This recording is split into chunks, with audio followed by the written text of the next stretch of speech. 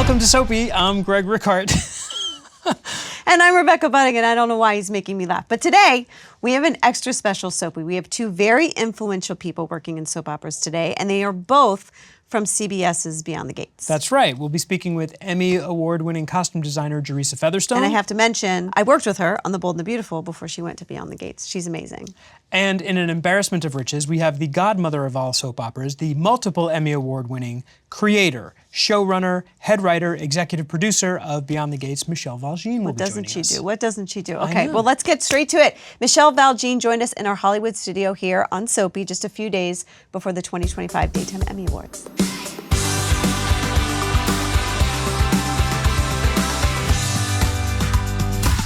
If you're a fan of soaps, and we think you are, then you have likely seen our next guest's name on your screen as a writer on some of your favorite shows like Generations, General Hospital, Santa Barbara, Bold and the Beautiful, and not just writer, but creator of Beyond the Gates. And with 8 Emmys and 8 Daytime Emmy Awards, and lots of stories to tell. Michele Val Jean, welcome to the show. Welcome. We're so excited to have you here. Oh, thank you. I'm happy to be here. Congratulations on your pickup of season 2 of Beyond the Gates. Thank you. It's pretty amazing. Can you believe it? No. I read that you just didn't even know where to start when you. I mean, we're gonna go to the beginning and how you got started in writing, but you got asked to create like a Bible of sorts for the show, and you were like, I don't know what I'm doing, because you've just been writing scripts for other shows, right? You're not creating them. When I was on General Hospital, I did a little bit of everything. I was on the head writing team. I wrote outlines, I wrote scripts, and I was the script editor.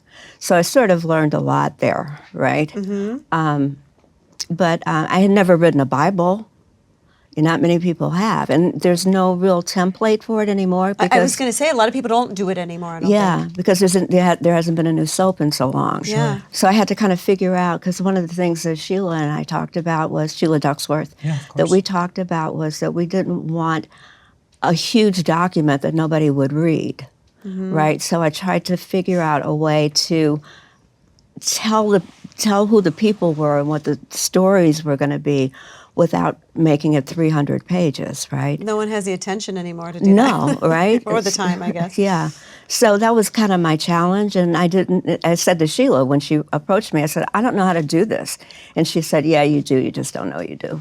Also, I would imagine pitching that world and not having it be a 2-hour-long presentation must have been a challenge. Yeah, we got it down to 20 minutes. 20 minutes that's key, right? And didn't you pitch it like to several places, and then you didn't hear anything for 4 years? Yeah, it was maybe 3. And is this when you were working on The Bold and the Beautiful writing? I didn't give up my day job. Well, smart move.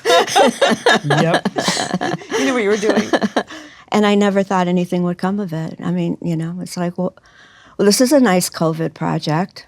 I can't go anywhere, so I might as well write this. Yeah. Nobody's gonna, and I'll never have to follow up on it because nobody's going to do anything with it.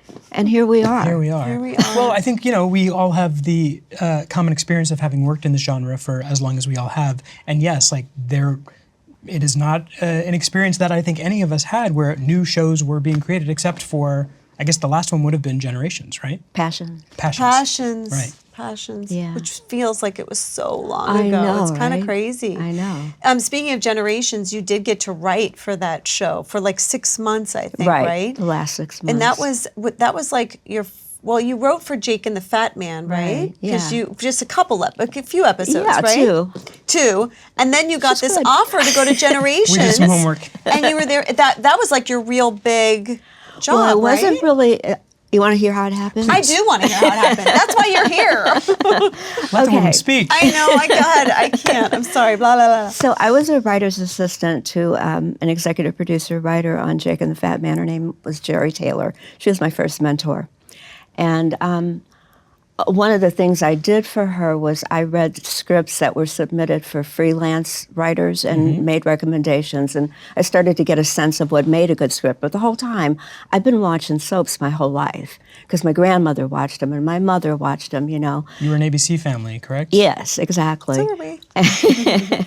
And so I knew that I eventually discovered that I wanted to write soaps. I was like watching all my children yelling at the screen and a light bulb went off over my head and I was like, this is what I should be doing.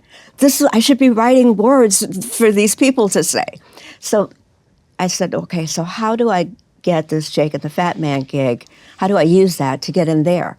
And so another one of the things that I had to do was talk to a lot of agents. And there was an agent named Freda Rose, who I really liked a lot. And I asked her if I ever had something, if she would consider representing me. And she said, of course.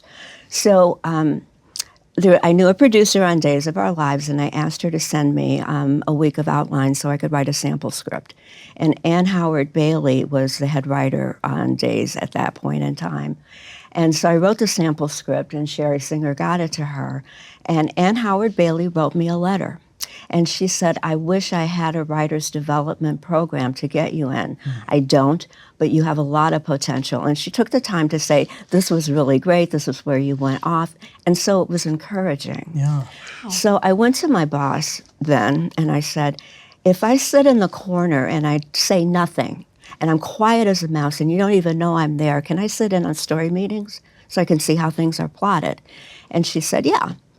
So there I am on the couch in the corner. This is on Jake and the Fat Man. That's brave to go and, I mean, I don't know. I think it takes a lot of guts to go up and say, I want to do that. Well, all she could do was say no, right? Well, that's true. That's true.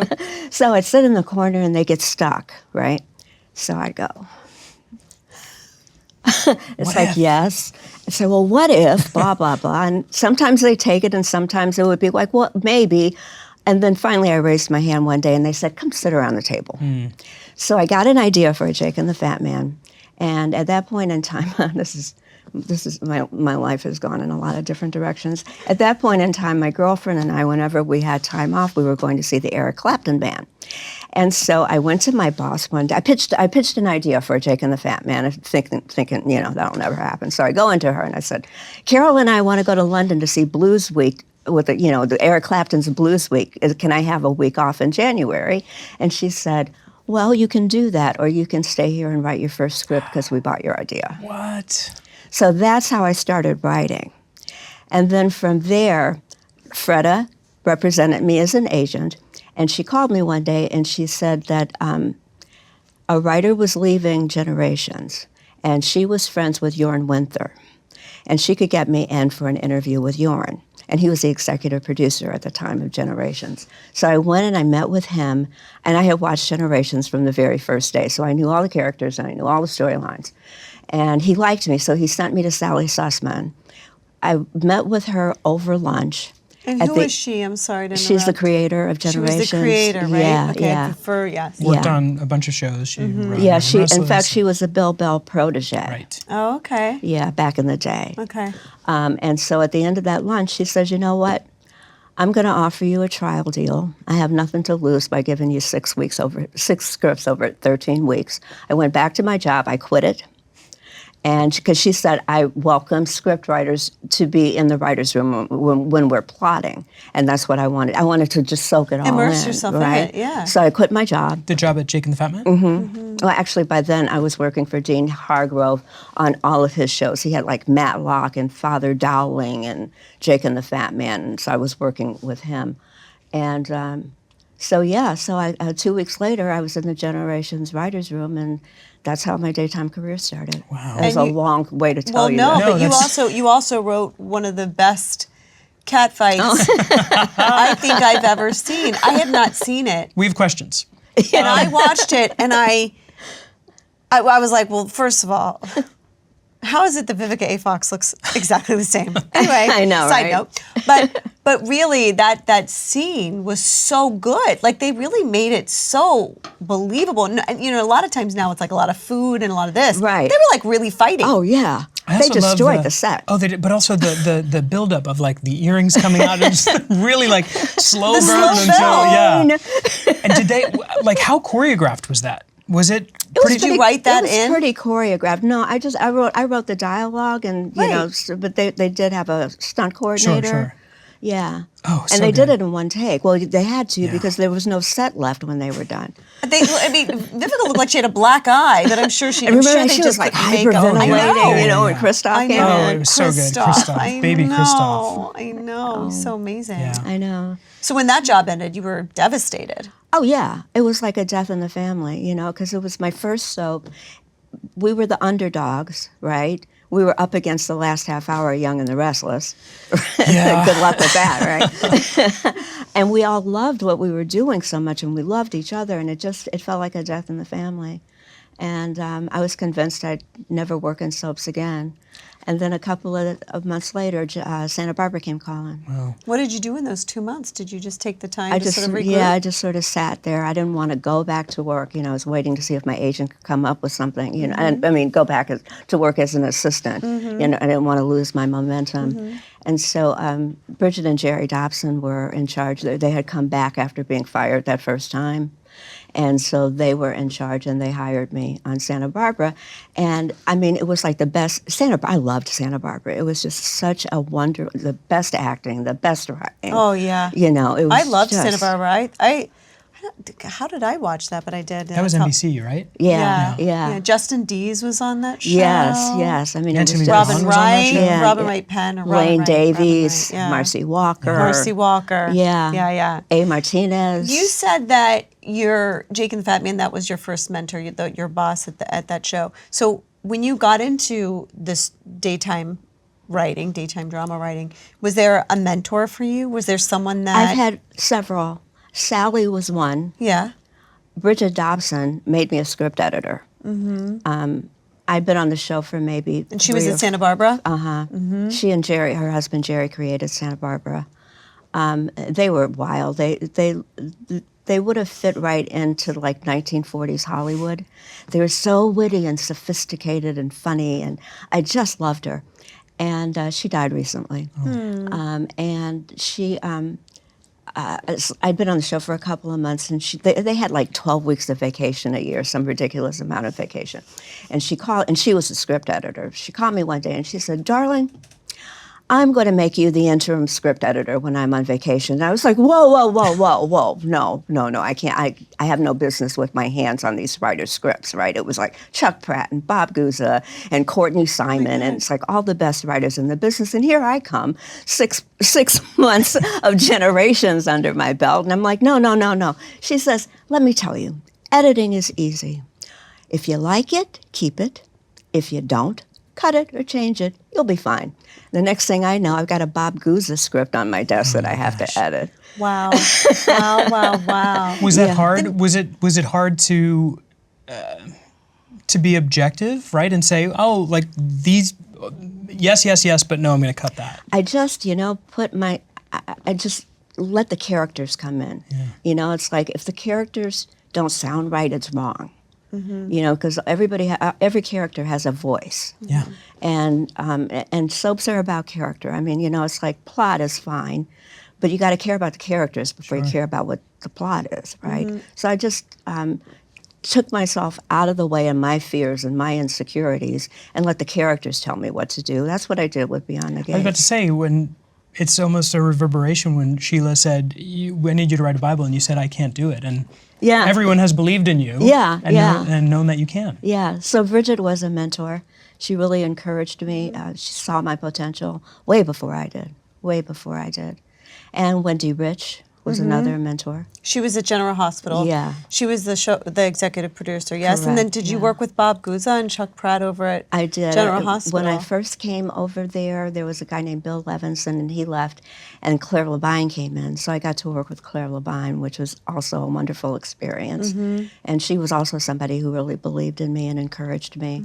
And then Bob Guzza came in, and then he went off to do Sunset Beach. And then there was a series of other writers that came on. And then Bob came back. Well, with 19 Chuck. years at General Hospital. I can imagine you had some. It was a lot. What was that like? If you grew up watching ABC soaps and General Hospital, I mean, a lot of these actors are on the show for years and years and years. So, because for me, I watched All My Children. So when I started All My Children, I was like, oh my God, there's Susan Lucci, and there's James Mitchell, and there's David Canary. Like, what? I mean, my mind was blown. Yeah. What was that like for you? You're actually now writing Tony Geary. Yes, I know. He's so amazing too. Yeah. Oh, so what was that like for you? Well, Wendy hired me also as a script editor and a script writer. That's how I started there. So I spent a lot of time in Tony's dressing room changing his dialogue for him. Yeah, I've heard stories like that. I'm sure. Yeah, and we got to be friends, Yeah. So we got to the point where he trusted me enough to agree to do the rape story. You know. Yes. Well, will you talk a little bit more about that? And Okay, when I was growing, I was raped when I was 12. I just turned 12, and I had lost my father 3 months before. When I was he died in July. I was raped in September. gosh, So I know what rape is. I know what it looks like. So when Luke raped Laura, and she's screaming no, and he's taking her down to the floor, it's like, that's rape, right? And because Tony and Jeannie had so much chemistry, the show started to call it a mutual seduction. And I was like, that's not what I saw. So when I was on the show and I had some input into story, I had 3 goals. 1 was to call a rape a rape. 2 was to win Tony Geary an Emmy, because he hadn't had one since 1983. And the other one was to sort of exercise my own demons, because where I grew up on the south side of Chicago, you didn't have therapy. You just kind of, there was a trial. My rapist went to jail. And then after all that was over, I was just supposed to put it behind me and move on. So I wanted to. That's like too much for a child. I have an 11-year-old. Oh. To lose your dad and have that happen to you is just like, Yeah, it was shattering. Yeah. It was really shattering. So anyway, I wanted to kind of put myself back together through telling that story. And so, but I knew I couldn't come at it directly, because Luke and Laura had been together for decades at that point. So I had to come in through another door, and that was Lucky. So I had Lucky come on the aftermath of Elizabeth's rape and see how shattered she was and go through her recovery with her. And then find out that his father had done that to his mother. Wow. And that just blew up the whole family. So did you win Emmys for everyone involved Everybody in that got story? Emmys. I felt like Oprah. Because you get an Emmy and you get an Emmy.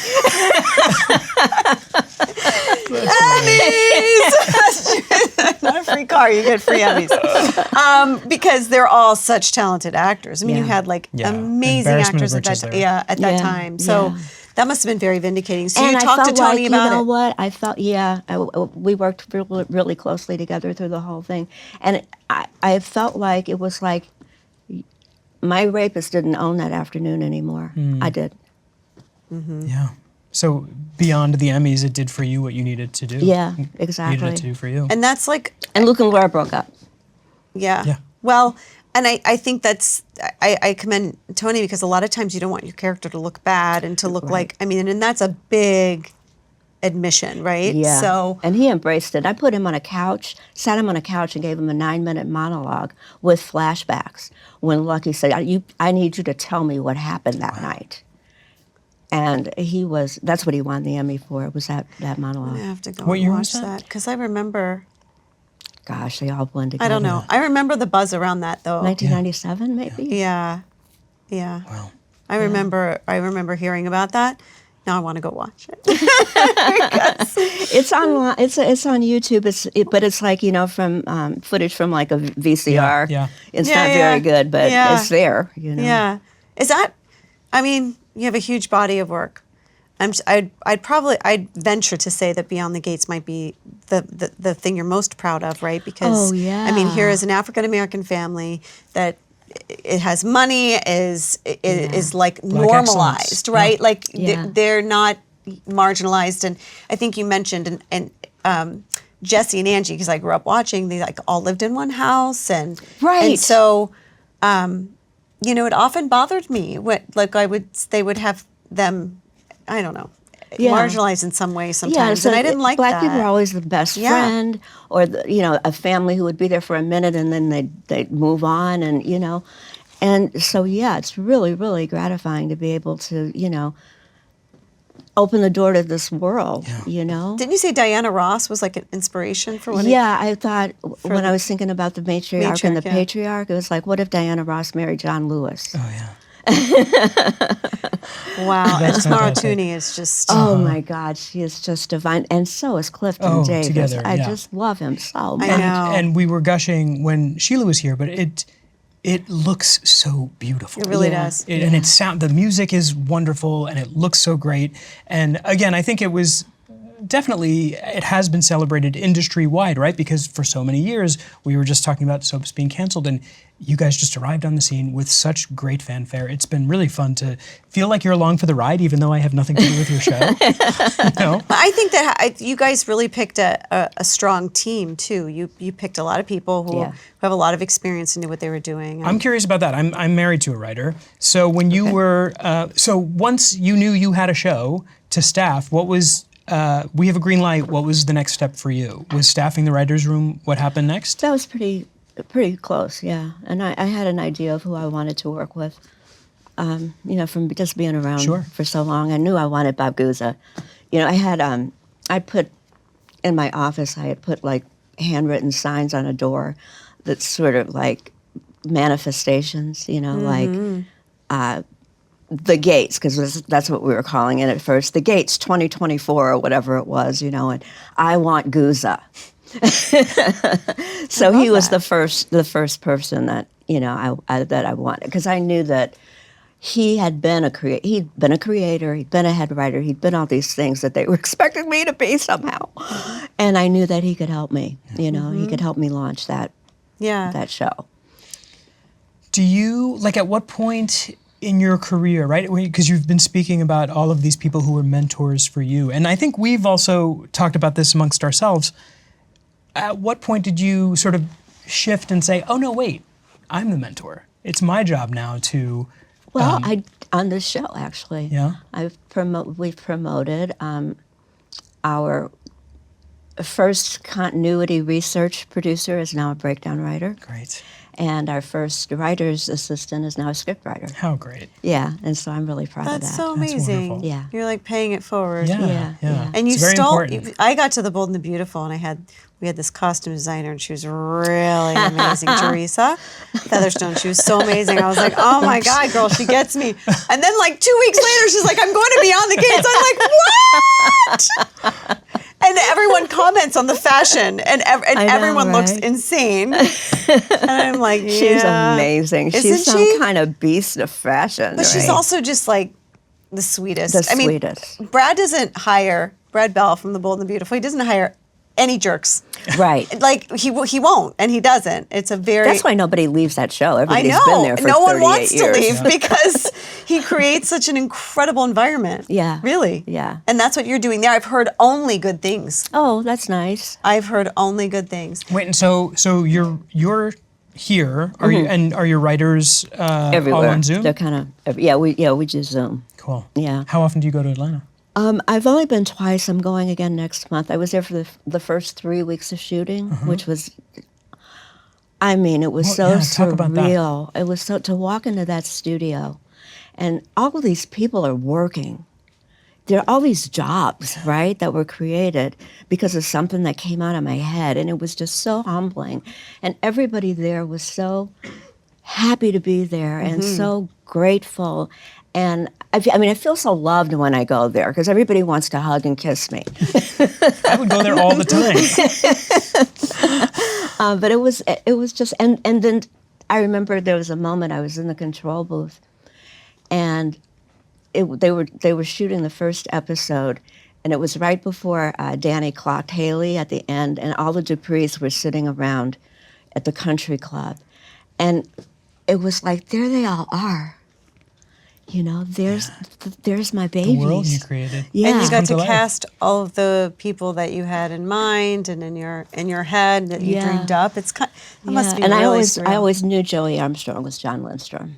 Oh yeah. Yeah, I always knew that. Yeah. In fact, I think I heard through the grapevine that from him that everyone there is super grateful, super. It just seems like more of a family environment there as well. He says it's the happiest set he's ever been in. Wow, that's amazing. Yeah. Yeah.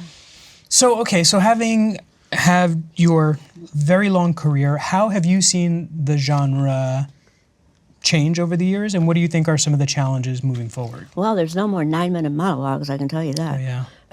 Like a 4-page scene now is a long scene. I'm trying to at least bring some of, Claire Labine was brilliant at dialogue, and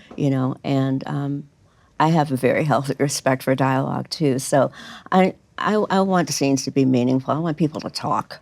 I don't want, just like boom, boom, boom, boom, boom, and then you're out, because nobody's supposed to have an attention span. I don't believe that. So I don't either. So I'm it's trying to so find refreshing to hear. So I'm trying to find that happy medium between 9 minutes and 3 seconds. And 1 minute. Yeah. That's one of the ways it's changed. There's not as much money. Yeah. Yes. That's for sure. That is for sure. You'd never know it to look at your show. It looks like $1 gazillion. And there's no more, locations really. Right. We used to Yes. do a lot of location work. Yeah. And that was always fun. It always looked good. Yeah. I mean, it's all kind of just, what is it? What's the word I'm looking Contracted? for? Contracted. Yeah. Yeah, and we're doing much more in a day than we ever did. Yeah, that's true. Even from when I started. We used to have rehearsals. Oh yeah, Luxuries. Yeah. luxuries. You know what I love about your show is that you have a diner that's named after your mother. Hey, Mom. Yeah, that's Aw, so what do sweet. you think? Were you really close to your mom? Obviously. Yeah, and she didn't live long enough. She died before I started writing. Oh. So she never saw any of this.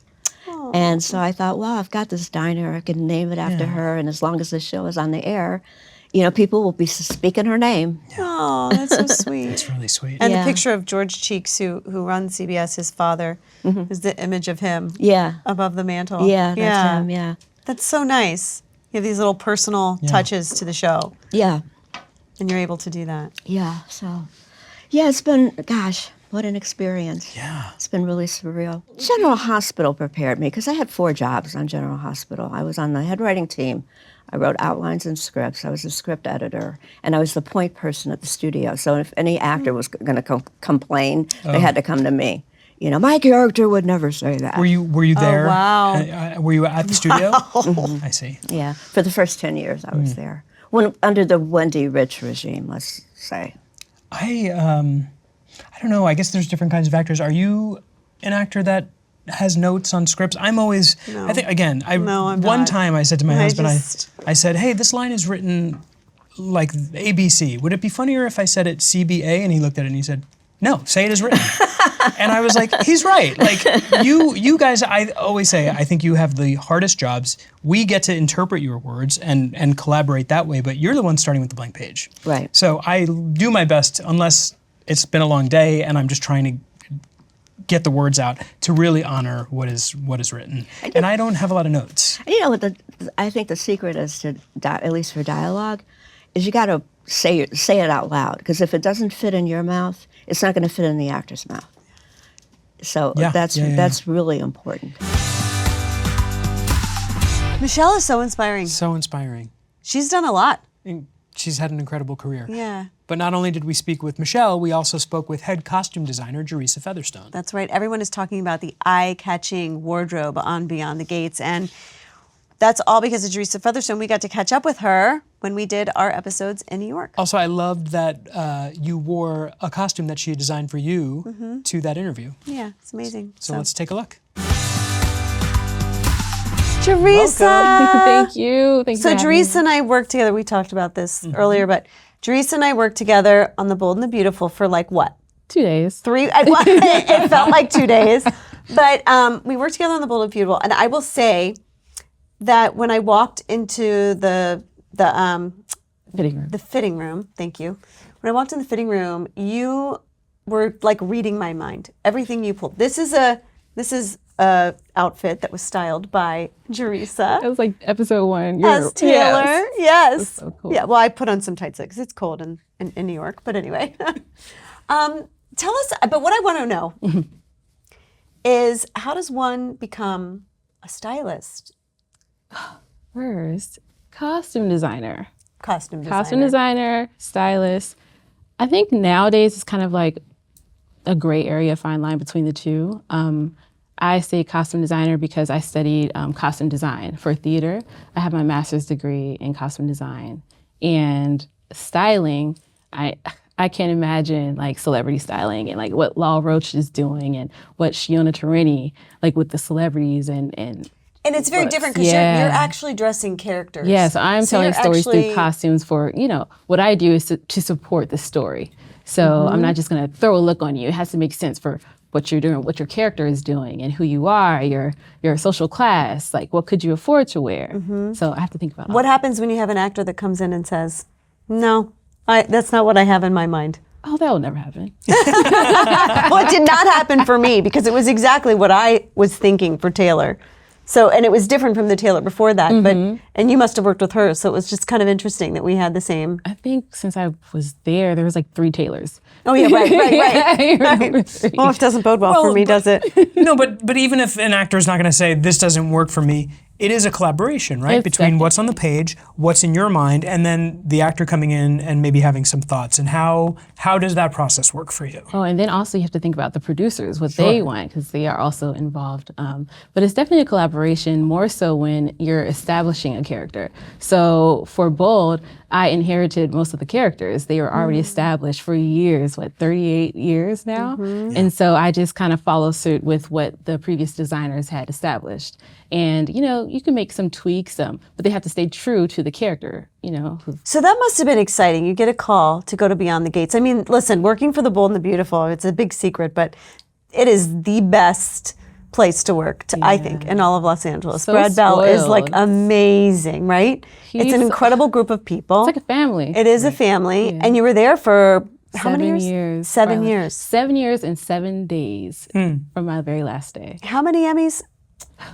Well, the first in 2020 under Glenda Maddox, so I was ACD, and the whole team gets an Emmy. And then I won back-to-back as head costume designer in 2023 and 2024.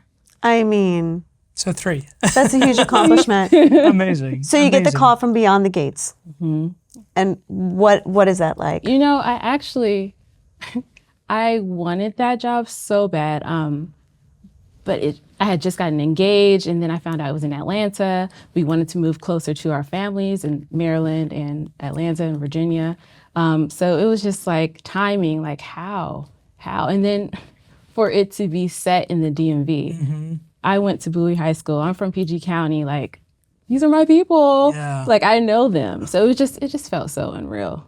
I was so It excited. must have been exciting Very because you were exciting. starting from, like, you were basically giving these characters their. The opposite of what you just said, where on Bold all the characters were established, and here you got to be part of that process with the entire canvas. It's a dream as a designer, I'm sure. especially something of this caliber, this historical. Like, it's a dream. I'm That's blessed, yeah. amazing. Initially, we were going to have about 2 months. So I was in Atlanta in top of August and just starting to, had only the first 5 scripts. Okay. 5 scripts to just work off of and conceptualize these characters. How many characters in 5 scripts? Ooh, that Close to 40?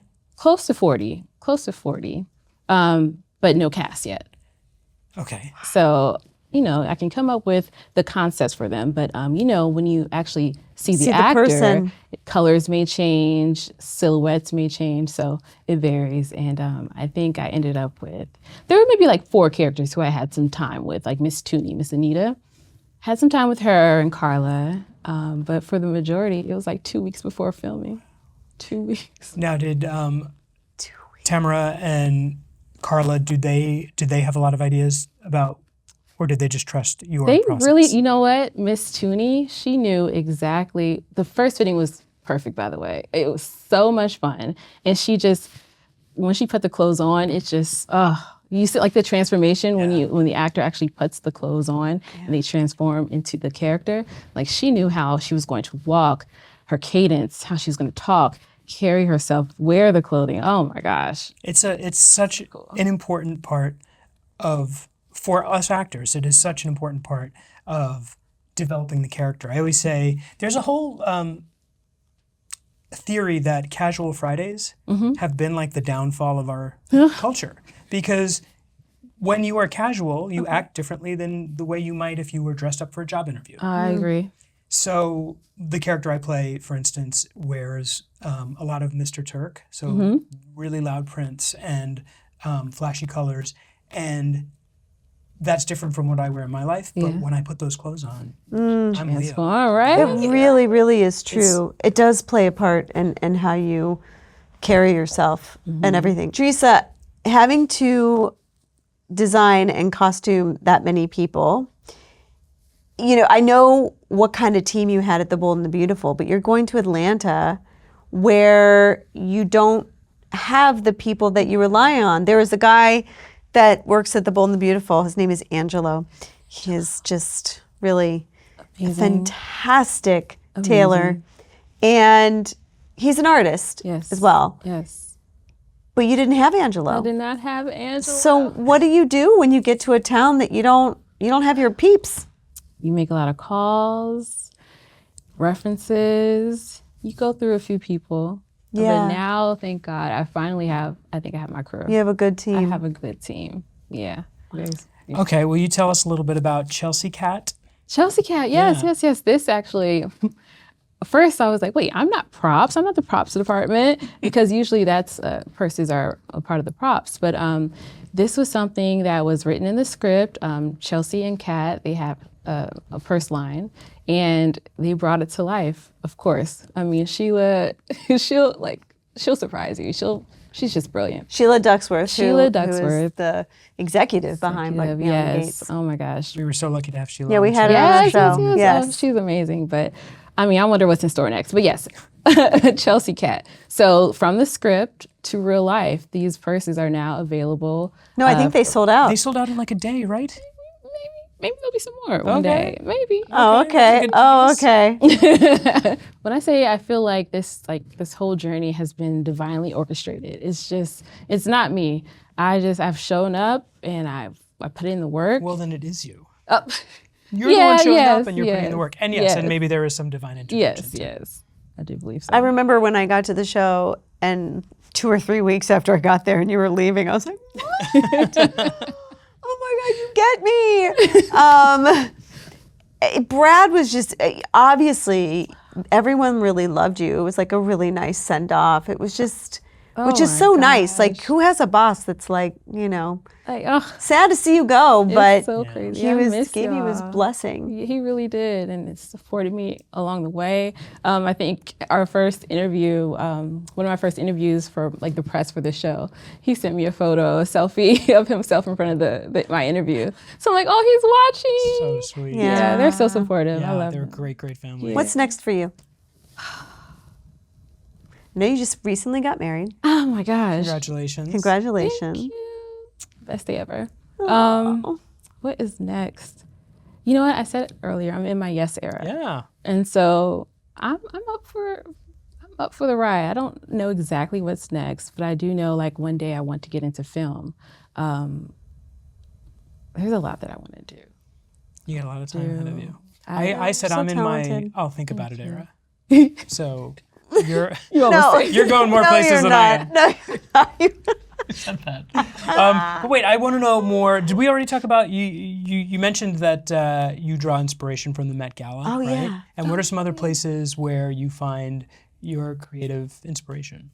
You know, I'm big on people watching. Again, the show is set in Maryland. I'm from Maryland, so every time I go home, I'm like, oh, that's what we're doing now. I love like the 90s. I love watching, the old school shows. Growing up, we didn't watch a lot of TV, but we would watch like Nick at Night, even like elementary school. We watched Nick at Night, and I love the old shows. Just looking at like the tailoring of like The Nanny and Fresh Prince, of course.